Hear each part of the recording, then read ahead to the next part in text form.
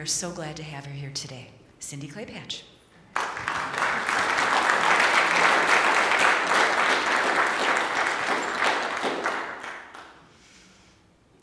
Good morning.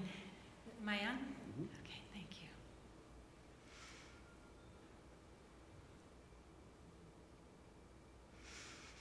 All right. What a view. You guys should come up here and look this way. Very nice. Oh, so. Oops. How's that? Okay? New system. All right. Would it be a problem to shut those doors? Would that really be bad? Or?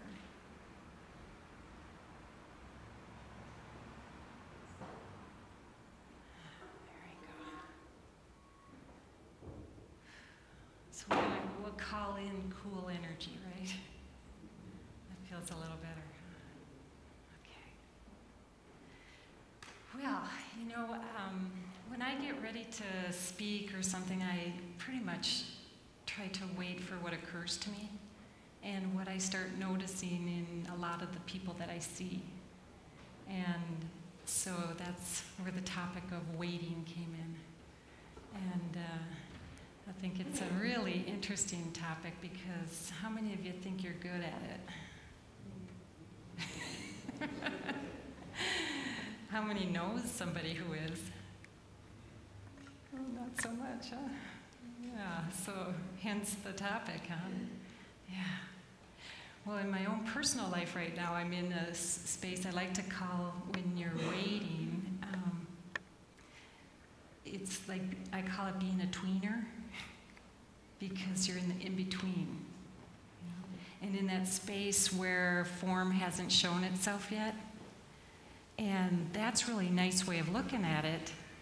But our idea of looking at it is usually like we have an idea of how it should have been already, right? And so that we've created a form before the form. And so when we're looking at how do we embrace waiting, I like to look at it as how do we understand time? You know, so if you use the word wait, I've created an acronym out of that. It's like wandering around in time.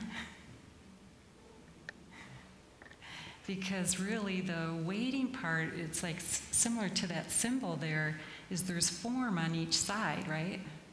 There's like how things are and how you think something's supposed to be or when something's coming, and yet there's that space in between it, you know, which is really like a portal. It's like a portal to that part of being able to see that something will fill in the space, but what is our habit usually when we're waiting? Does anybody have any favorite habits when you're waiting? I just try to do what makes me happy, and then eventually when the other thing comes along, it'll be different. That's great. Yeah, that's a nice way of using it. Anybody have any habits that don't work so good? Worry. Huh? Think too much? Try to control it. That's a favorite. And we pick up those habits because really as a culture, how good are we at time? Not so good, huh? Yeah. And we are like a fast food culture. We are so used to everything being immediate that then when there's a space between things, we're annoyed. Or you'll see people get so intolerant. I was in Hawaii one time, I was speaking at a conference, and I went to a little drugstore, and this American was in line and was just like, you know, just constantly checking the watch and going like this, trying to get the store person's attention. And the woman behind the counter was in that aloha feeling, so she just ignored him. And I just watched him. He was like, oh my God, He was, instead of finding peace of mind, he was throwing out his peace of mind. And then he gets up to the counter and gives her a piece of his mind. And she was just like, so? He just sat there and said how long he'd been standing there and how it shouldn't have been that way. And she just said, what is it you want? Just jumped right over all of what his intolerance was about because she held on to that feeling. Yeah. And so I think that's our challenge, is how do we hold on to that feeling when we're in the in-between? How many of you are in between something right now? Mm-hmm. Yeah, it's waiting for work, or waiting for the election, or waiting for, somebody to show up, or waiting for a degree, or waiting for something, right? Yeah. So if that's something that we're always doing, we better get good at it, huh? So personally, my life right now has really been something to just really fall into that space. I, for the last few years was getting my house ready to sell. And then my house sold in July. And before the closing date, I went down to Peru to work with a shaman that I work with there. And on my way, and I had to stop in Atlanta, I had a feeling. And I thought, I better call my realtor. So I called my realtor to find out that the house I'm supposed to be moving into might not be happening.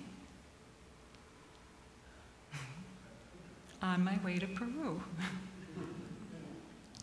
Limited access to email, limited access to everything. And so in that moment, I had that choice. Am I going to be hooked on what was supposed to be that really even wasn't yet? So all it was a thought, right? So it's like, am I going to, be hooked on that? Or am I going to get present and go and enjoy the trip? And that's the challenge. Is like, I think waiting really offers us a platform to come into our mastery, to come into that place of how do I navigate through time when we made it all up. Because this space and time is not the only thing going on. I mean, there's other things going on in other spaces and time, and we've made it a linear thing of it. So I went down to Peru, and we were about 5 days into Peru, and one of my healer friends that was there said, how's your new house coming? And I said, well, I really don't have a house. I said, what? I said, yeah, on my way down, the strangest thing happened. I had this feeling, and then I called, and yeah, I don't think I have a house. And he's like, well, you're supposed to be closing in a week, right? I said, yeah. So what are you going to do? I said, I'm going to be here. You're staying here? I said, for right now I am. And so I came back home, and then it was a for sure thing that it fell through. And then I had all my stuff moved. I was heading out the door to Menominee on a Wednesday. Got back from Peru on Tuesday. Moving my stuff on Saturday. So I'm heading out to Menominee to teach an energy class, and I get the phone call that, no, your house really isn't going to happen. There's not even a thread of possibility anymore. And I said, oh, okay. And so he goes, what do you want to do? I said, well, I got to get on the road. I've got 15 minutes before I'm on my time thing to Menominee. He goes, you're going to Menominee? I thought you're moving on Saturday. I said, yeah. Because it's that illusion of control, right? I mean, like, there was really nothing that I could have done, so I went to Menominee. And I came back, and Saturday, all my stuff got put in storage, and hence the yoga pants and sandals. And closed on Monday, and then I was like, well, I hope I can figure something out. But I thought, all I have to do is really get quiet.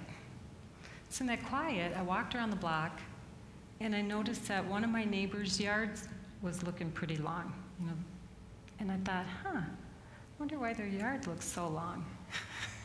So I asked my neighbor, I said, how come their yard looks so long? They're usually right on it. And he goes, oh, well, they're out of town. I said, oh. Ding, ding, ding. That's sounding pretty good.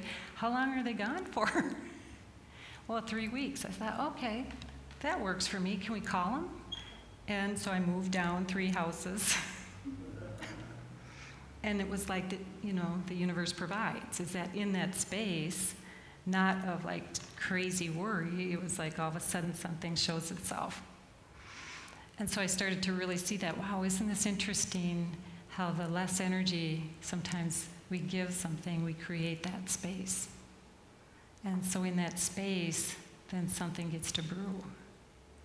So I stayed there for 3 weeks, and now I'm in a different house that's an empty house that my realtor has on the market. And in between that, my car died. So I didn't have a house, I didn't have a place to stay, and I didn't have a car. So I thought, okay, you better start getting clear. So I thought, I just really need to find that space in between. Instead of being how it shouldn't be, or when is it gonna be, where am I? And I know you guys are all really quite good at being present. And in that presence, things come forward. So I got present, and then the idea came, rent a car to go look for a car.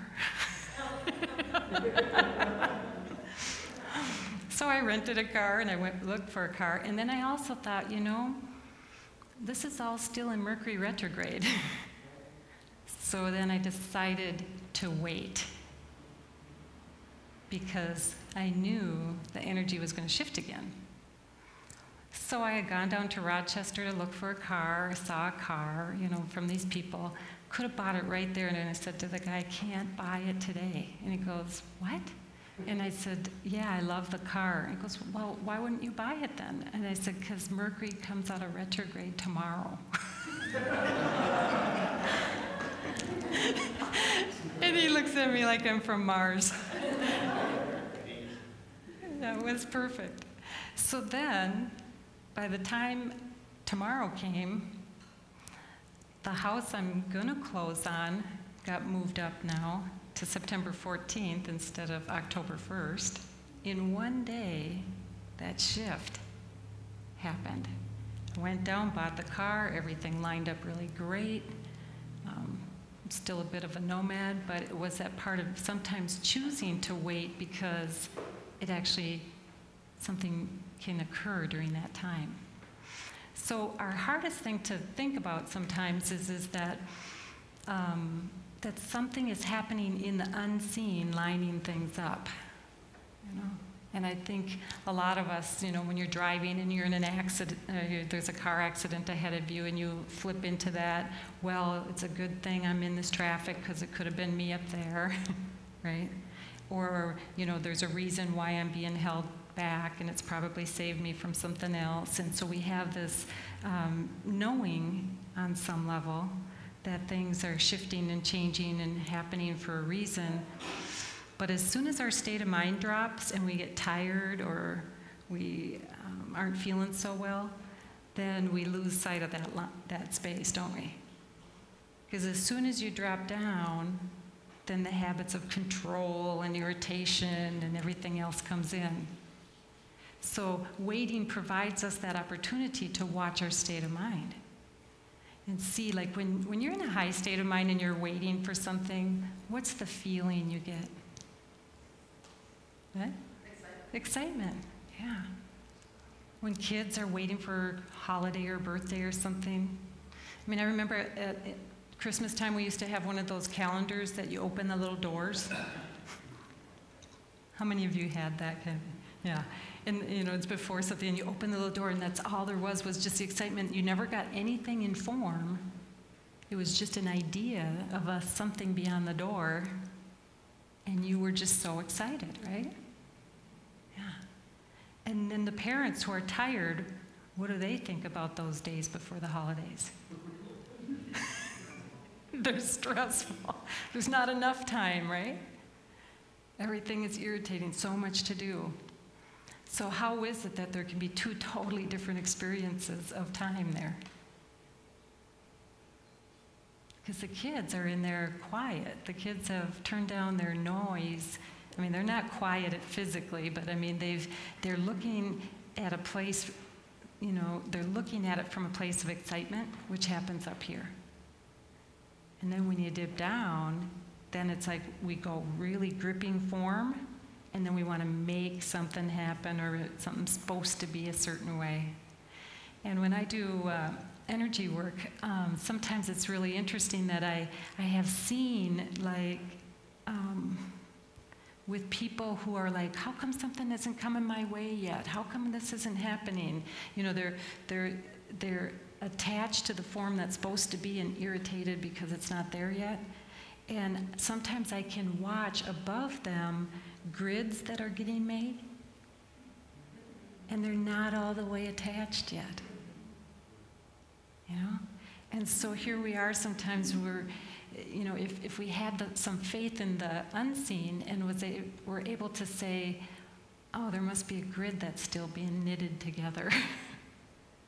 If you had some faith that there was, you know, sometimes when people are pushing on the politics kind of stuff, I can feel that there's, you know, we have collective grids, and then we have personal grids, and we have collective contracts, and we have personal soul contracts. And so sometimes the experience of waiting is perfectly in alignment with one of those things. It's like you have contracted to let go of form.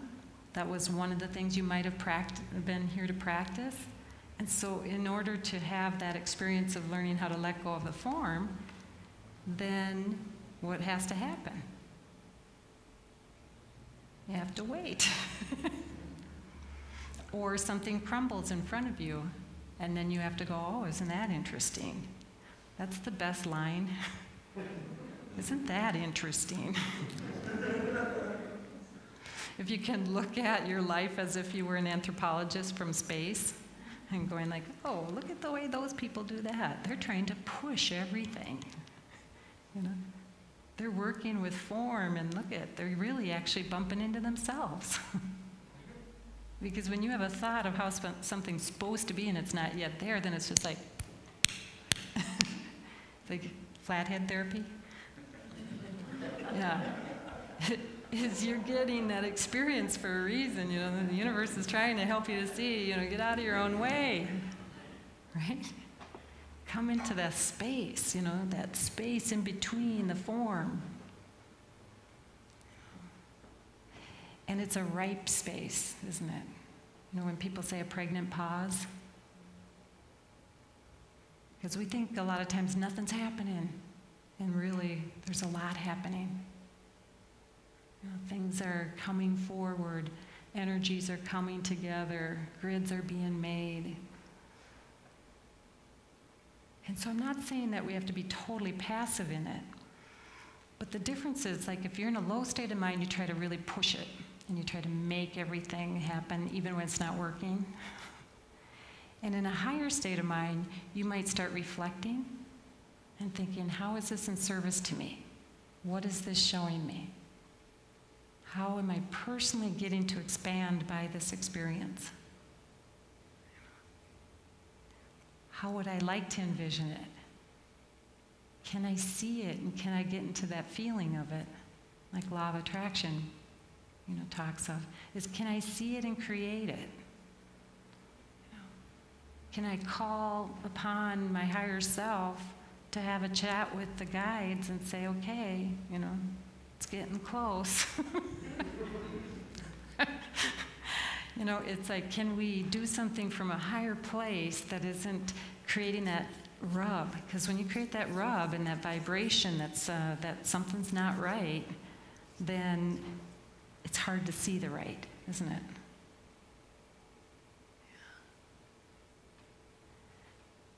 So, you know, can we trust and have the faith that there is something in this that I'm supposed to see?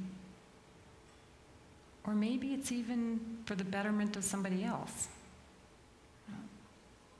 Because I sold my house moving up the closing date so that people could move here sooner because they came from Texas. So then I'm like, wow. You know, a couple times in the low state of mind, I'm thinking like, why did I do that? You know? What was I thinking? But from a higher state of mind, all I could think of is she needs to get to work. Her boss is pressuring her. And so I get put into the unknown to learn how to finesse it better. You know? To get better at not having form is always, a great lesson that we have in so many things. And really, form is what? Huh?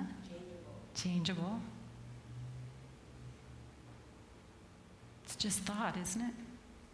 We made it up.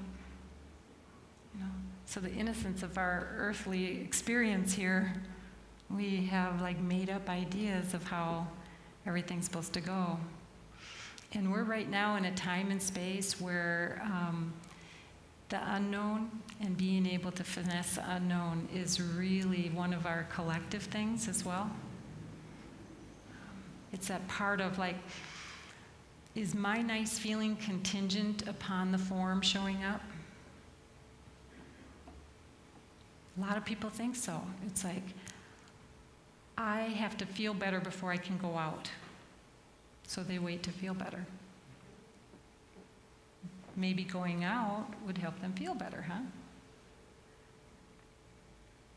When I had depression when I was younger, that was kind of a thing, is I didn't want to go out until I felt better. So then all I had was me inside my own head ruminating.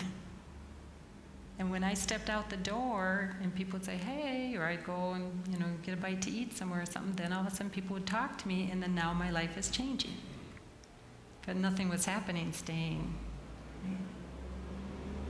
Or when once this election gets done, then we can start doing something. I'm going to wait to determine whether or not I'm going to be happy about this. It's oh my goodness, I worked one time with a woman who, she had a big fear of lice. And not that we have to like lice, but she had a big fear of lice, and so she would not let her kids go on a plane, and she would not let them go to movie theater. She didn't want them to ride the bus, all because of this idea that they were going to get lice. And I said, wow. I said, there's a thought for you. She goes, what do you mean? And I said, you have a thought that this is going to happen, so then all the time up into that is all this insecurity. So what would happen if you just get to do the things you want to do, and then if that day happens, then you deal with it? And instead, she was waiting for it to happen. I'm surprised it didn't.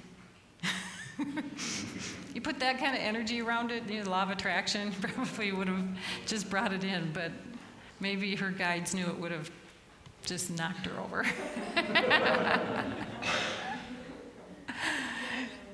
So it's I said, your nice feeling is not contingent upon whether or not anybody in your family has lice.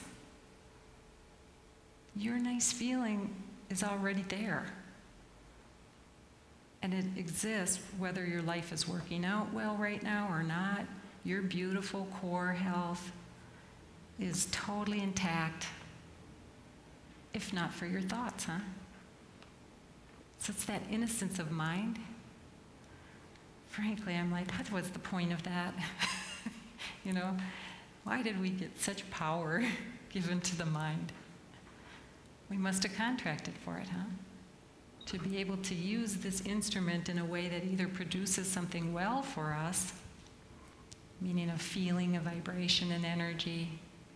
I'm not talking about well for us in terms of form, but it's we get to take ourselves on and off of that beautiful feeling of health, thought by thought. And so if your ego or your brain decides that it has to try to strategize and figure something out, you can just thank your brain for sharing that. And just watch it. It's oh, look at me go. And then that it's always moving, that you really can't not think. You can take yourself down into a place of less consciousness around thought, but the action of the brain is still going to produce thought. but maybe not as fast and maybe not as loud, when you take the energy off of it. And so it's really amazing that then all of a sudden, as you put less energy to it, there's that space between thoughts, that allows for your feeling and your spirit to, ascend and come up. And from that place then, it's like, oh, I can do this. Life looks like it's going to be okay. And then you have the eyes for how this is in service to you.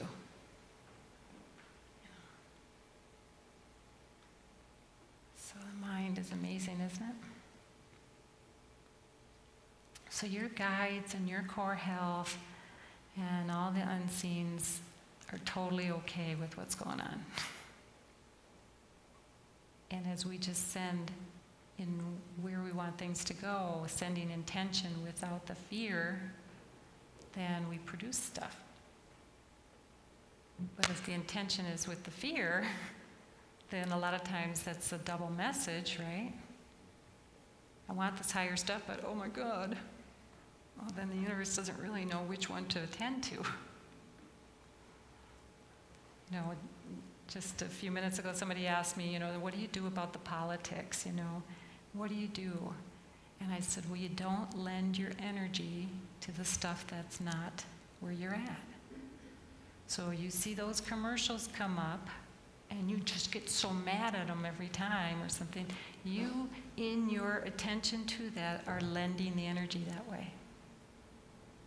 And so don't lend your energy that way. Bring your attention over to that which is what you're looking for.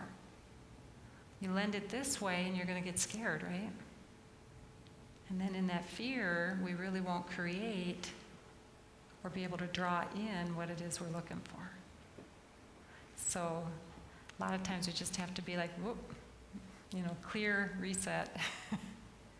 Clear, reset. Move into that space again of not knowing and being okay with not knowing. Seeing that it's in service. It's pushing you into that place where you have to choose form or formlessness. And formlessness will always become form at some point. And then our trick is to not get too attached to it, because as that form dissolves, then you can lose your nice feeling over it, right? So as we move more into being able to manifest quickly and being able to create things that we want in our life, it's like we really want to be attached to formlessness. Because that formlessness will create the form. Spirit plus intent. So it creates the connection between the fields. And it's okay to say, can you hurry it up sometime, if it's okay? I'm ready. And then be ready. That day I walked around the yard, or walked around the block, I thought, okay, what is it that I'm not seeing? Can I get it to a space of clarity, just nothing on my mind, and then all of a sudden I see the grass. It's like, ding, ding, ding. It's in the simple, not the seriousness. It's in that feeling. And that feeling, the faith turns into form.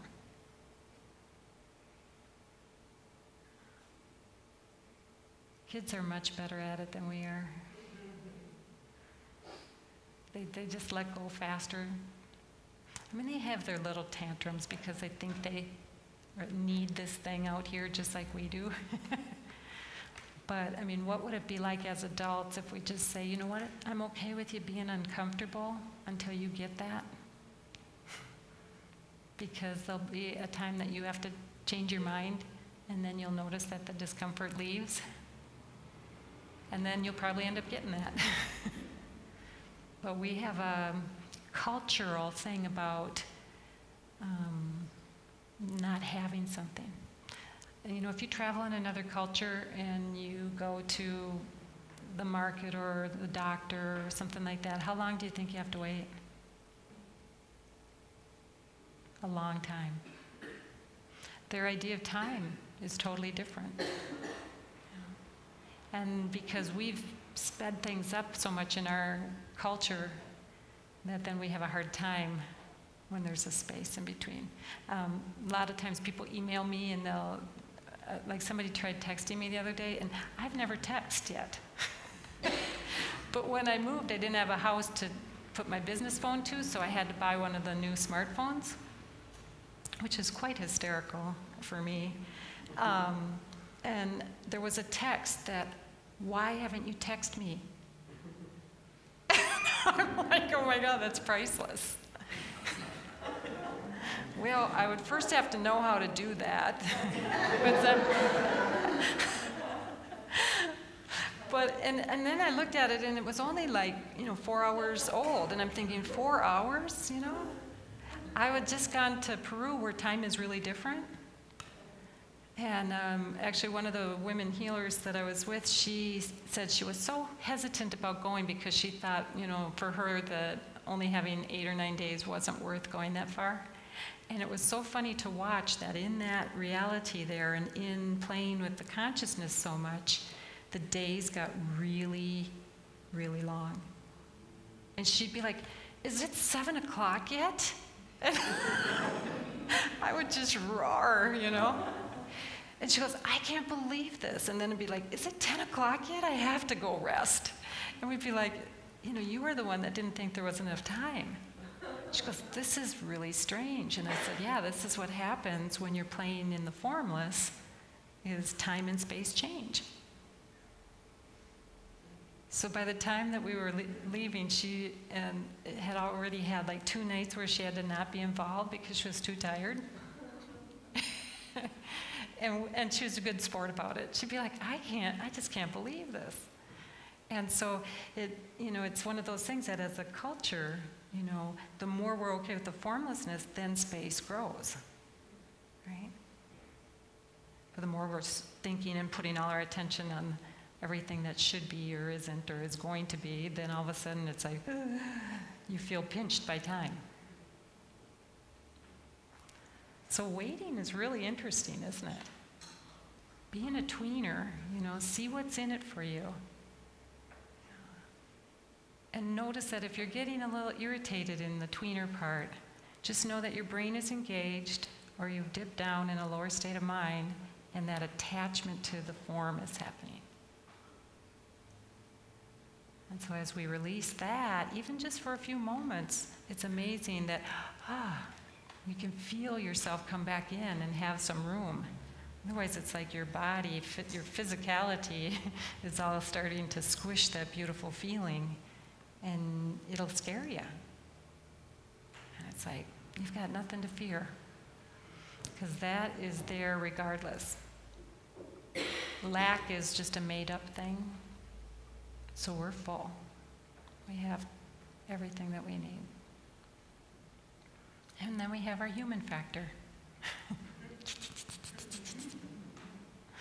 And that's okay. Be nice to yourself about that. Just see the innocence of that little mind. Oh, there you go. You think you have to be in control. And then just rely back again, like this is your hard drive. These are your programs. Go back to the hard drive.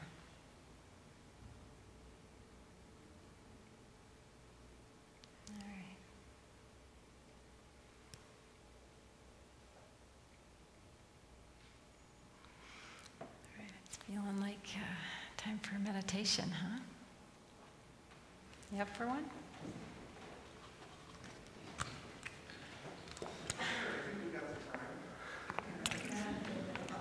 You should have said, I've been waiting for that. Did you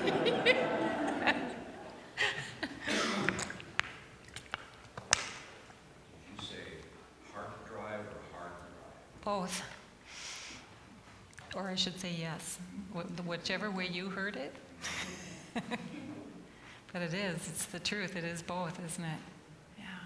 If you take your intellect and you drop it into that heart space, that's where you're going to obviously manifest more. Because the head has so much more electrical waves, heart has more electromagnetic waves, which always is going to pull more to you.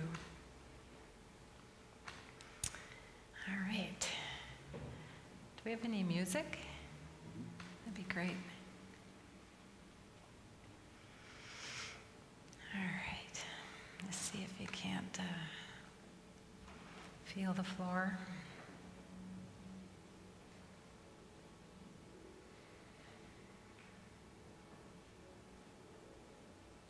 And then imagine that the floor is just going to get out of the way.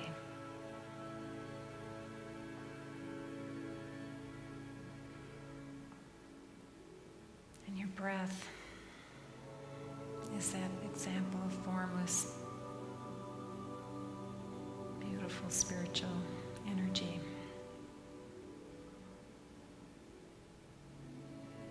And through the breath, you get to have the expansion and contraction.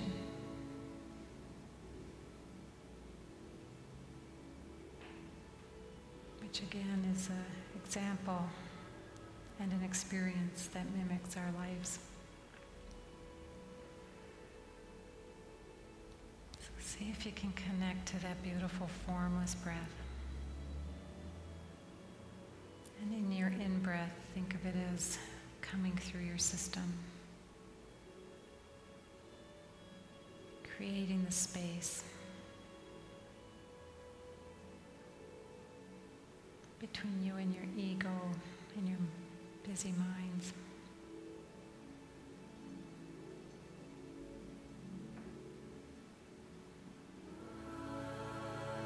And just forgive yourself for having that mind.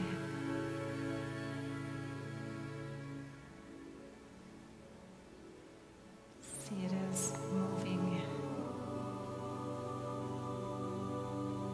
creating, whether it's misery or joy. The mind is fluid. The breath is fluid. Time is fluid. Space is fluid.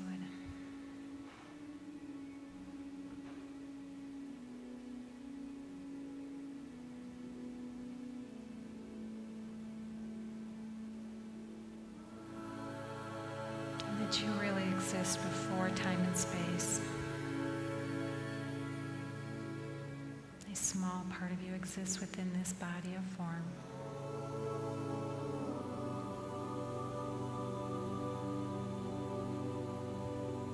And make that connection to your higher self.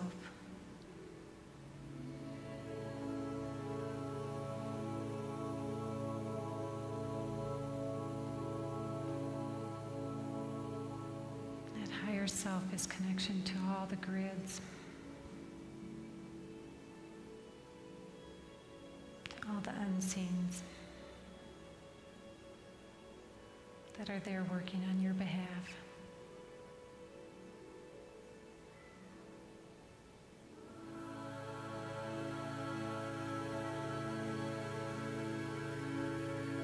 And make a request that you have some programming brought in through your breath, through your light, and your energy.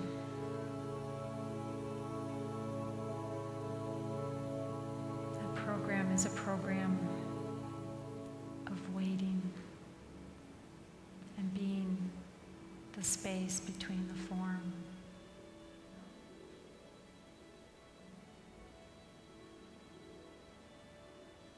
And let that program have like a browser window for you to explore expansion and reflection and creation, rather than control and angst and worry and strategy.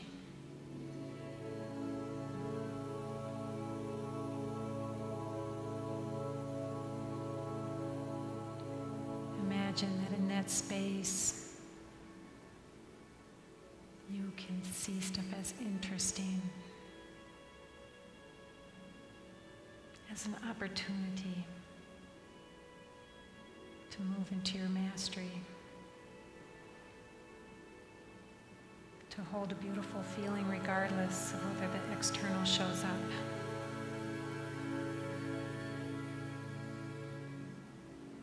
To radiate that feeling, even in the midst of uncertainty.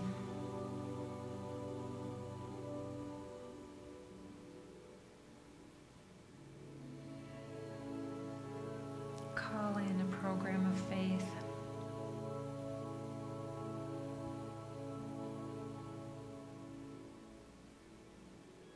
And through that program, it activates just times in your past where something has just shown itself nicely, where things just occurred and worked out. Your history that confirms the process of the unfolding rather than the pushing.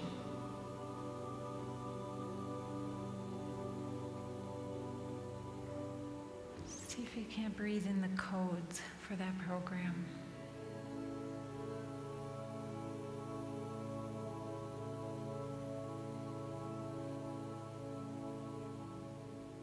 Imagine those codes as just being a file that you can open that brings back that excitement between time and space, that space of knowing, that space of being able to be a creator.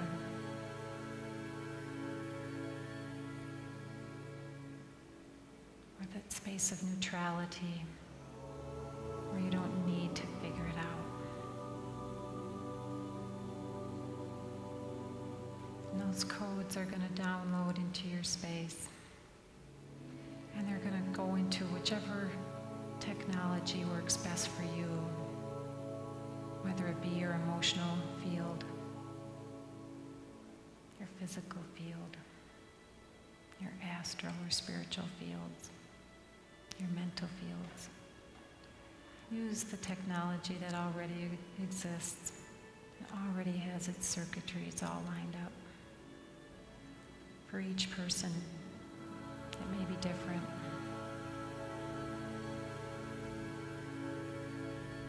And imagine having that code encrypted so you have easy access to it.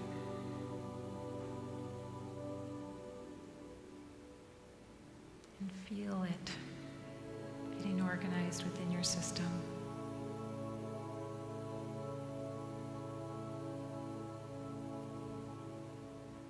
The wisdom from the fields,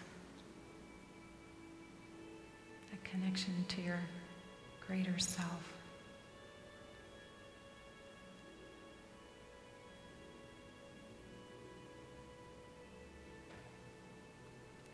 And ask if there's a signal that your body can give you when you're on or off track. Like one of those little notices or pop-ups to remind you.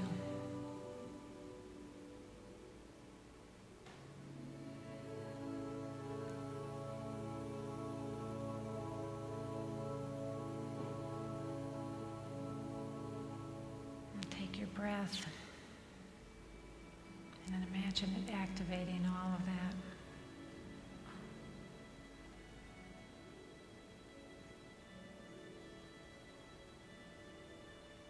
And in that breath, as you inhale, you're bringing in from the field. And in your exhale, you're giving permission to the field.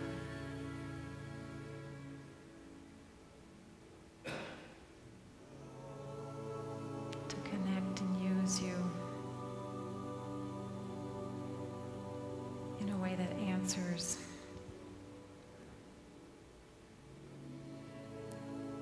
service to yourself as an earth being, or the planet, or your community, and your families. All of your places of fellowship. And see if you can't model a new way of being in between.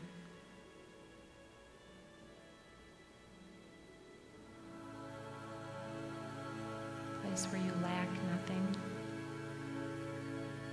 and you're connected to everything, and all is well and getting better.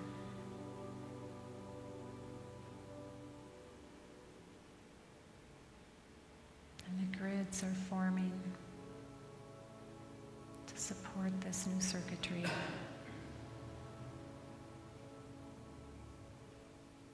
Running energy and dialing up the nodes for you to do life with ease.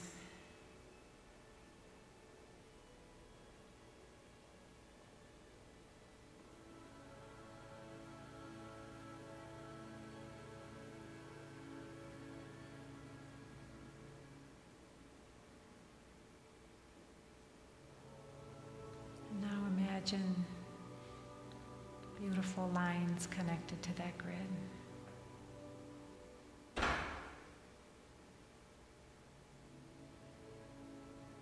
You are the grid. You are the formlessness. And you are the form. You're the multidimensional selves.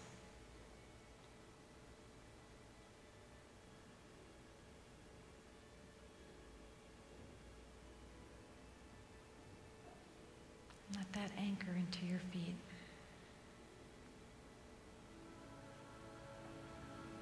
With every breath running all the way down.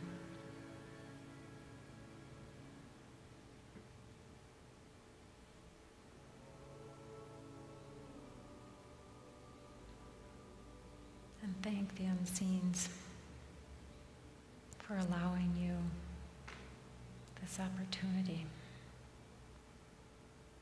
This connection to them and to yourself.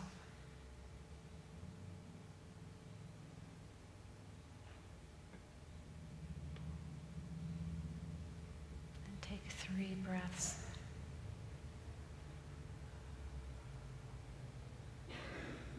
Before you come back into this room.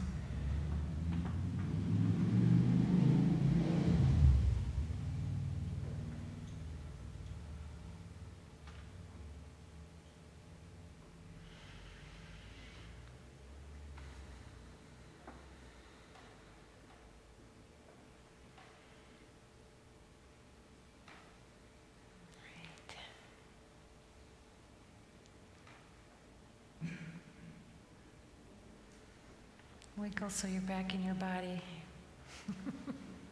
much as you hate to be.